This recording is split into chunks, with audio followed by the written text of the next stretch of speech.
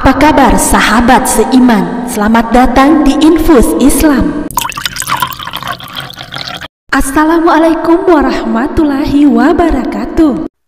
Sahabat seiman, syukur alhamdulillah kita bisa berjumpa kembali di channel ini. Salawat dan salam selalu tercurah kepada junjungan kita Nabi besar Muhammad sallallahu alaihi wasallam. Allahumma salli ala sayyidina Muhammad wa ala ali sayyidina Muhammad. Harapan dan doa saya, semoga saudaraku semuanya selalu diberikan kesehatan, dilapangkan rezekinya, diampuni dosa-dosanya, dan dipanjangkan umurnya. Amin ya rabbal alamin.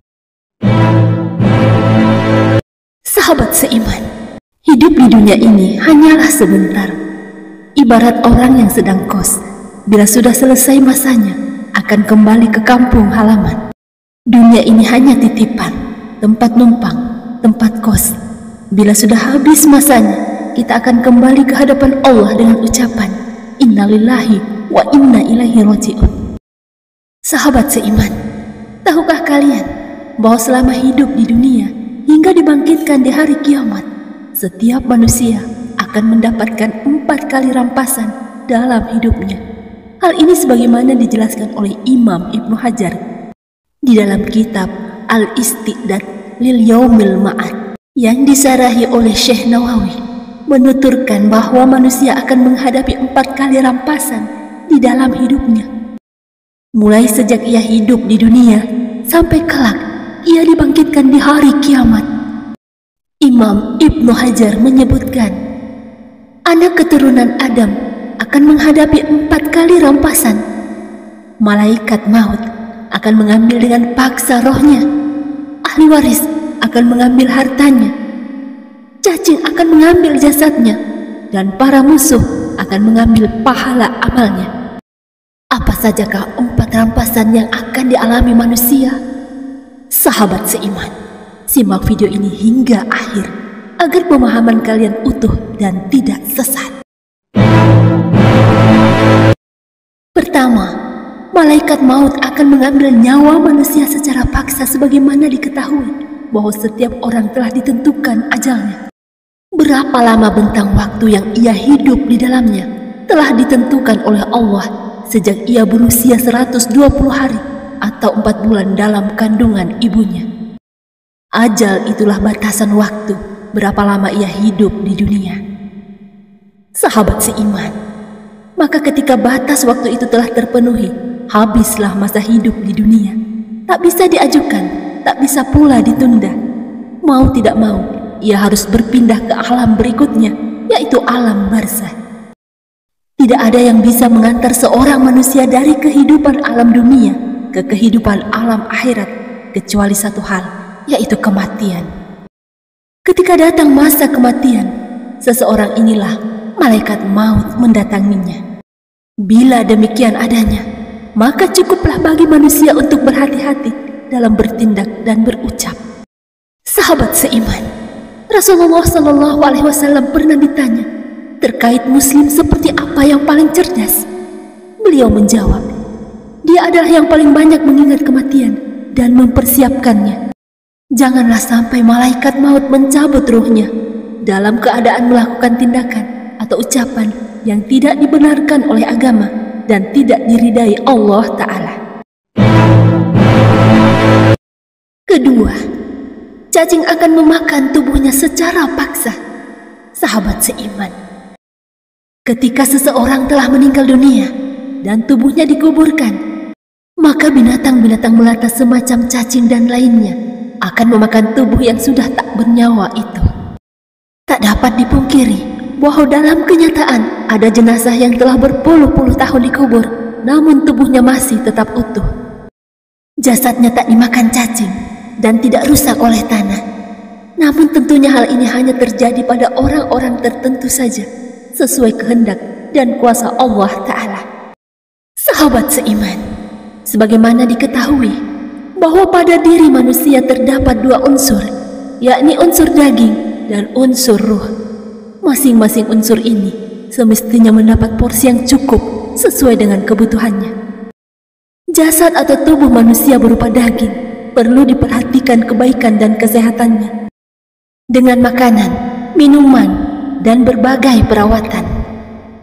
Demikian juga ruh, semestinya diperhatikan kebaikannya dengan terjaga kesuciannya dengan ilmu yang bermanfaat, yang mendekatkan kepada Allah Ta'ala. Namun tidak dapat dipungkiri bahwa sebagian besar manusia lebih banyak memperhatikan daging daripada ruhnya. Untuk kepentingan daging ini, tak jarang seseorang rela mengeluarkan berjuta hartanya, makanan dan minuman yang enak dan lezat, sampai dengan program perawatan tubuh yang berkelas dengan biaya yang tinggi adalah hal-hal yang lumrah, yang banyak dilakukan oleh manusia untuk kepentingan dagingnya.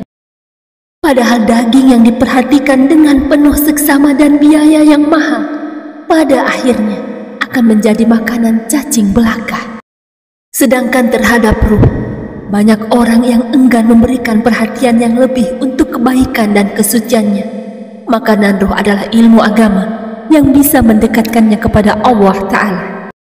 Sungguh sangat disayangkan, lebih banyak orang mencari ilmu dan mencarikan ilmu untuk anaknya dengan tujuan kebaikan keduniaan, bukan ilmu yang mengantarkan pada kebaikan akhiratnya. Padahal kelak, ketika ia meninggal dunia, ruh akan tetap abadi kembali menghadap Tuhannya.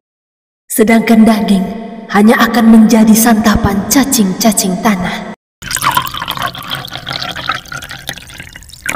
Sahabat seiman, mari bersama syiarkan Islam dan jadilah subscriber channel ini. Jika video ini bermanfaat, kabarkan kepada temanmu. Jika video ini tidak bermanfaat, kabarkan kepadaku. Ketiga, ahli waris akan mengambil harta secara paksa ketika seseorang meninggal dunia.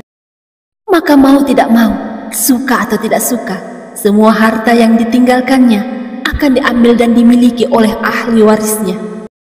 Harta yang selama bertahun-tahun dicari dan dikumpulkan, juga yang selama ini disayangkan untuk digunakan, mau tidak mau harus diberikan kepada ahli warisnya.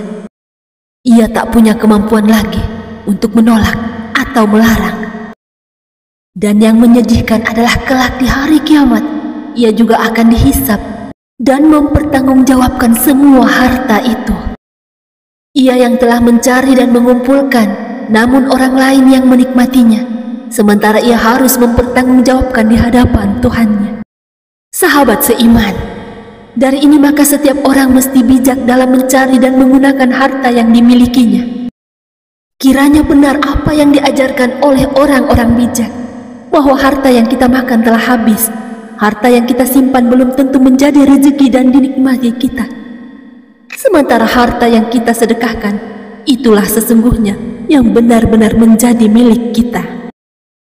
Karena setiap harta yang disedekahkan kelak di hari kiamat akan didapatkan kembali dalam jumlah yang berlipat-lipat, sebagai tabungan yang mengantarkan pemiliknya kepada kebahagiaan abadi dan menyelamatkannya dari siksaan yang menghinakan. Keempat, musuh akan mengambil pahala ibadah sebagaimana sering disampaikan oleh para ulama, bahwa setiap perbuatan zalim yang dilakukan oleh seseorang kepada orang lain akan dimintai pertanggungjawabannya di hari kiamat, berupa dibayarkannya pahala-pahala ibadah yang telah ia lakukan selama hidup di dunia kepada orang yang dizalimi. Apabila pahala ibadah yang dimiliki tak cukup untuk membayar, maka dosa orang yang dizalimi akan ditanggung oleh orang yang menzalimi. Pahala amalan orang yang melakukan itu akan diambil oleh orang yang dirugikan. Meski yang diperlakukan tidak baik dan yang dirugikan tanpa hak itu adalah orang yang dibencinya atau bahkan musuhnya, semua dapat menjadi penyebab bangkrutnya pahala amal sang pelaku. Sahabat seiman, demikian pembahasan mengenai 4 hal yang akan diambil paksa dari setiap manusia.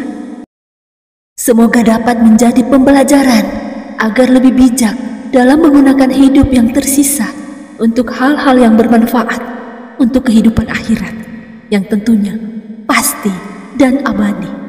Wallahu a'lam bishawab. Hanya Allah yang lebih mengetahui kebenaran yang sesungguhnya.